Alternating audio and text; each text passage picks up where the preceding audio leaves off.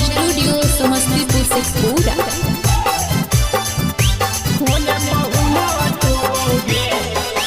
चैते में छौड़ी सुनगा नाम होलोगे, चैते में छौड़ी सुनगा नाम होलोगे, होने पहुना टोबोगे एने अहिरा नाम रोबोगे, होने पहुना टोबोगे एने अहिरा नाम रोबोगे। हमर जोतल खेतवा अब तोर पियबे जोतोगे, अहिरा के जोतल खेत अब पियबे जोतोगे, होने पहुना टोबोगे एने अहिरा नाम रोबोगे, होने पहुना टोबोगे एने अहिरा नाम रोबोगे।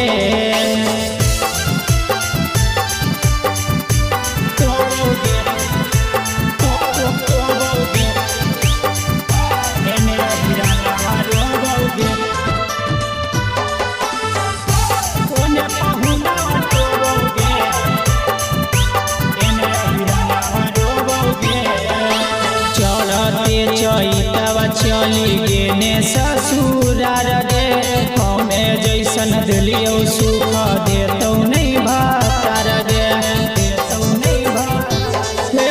चढ़ते चैतवा चली गेने ससुरार गे, हमें जैसन दिलियो सुख देतौ नहीं भातार गे।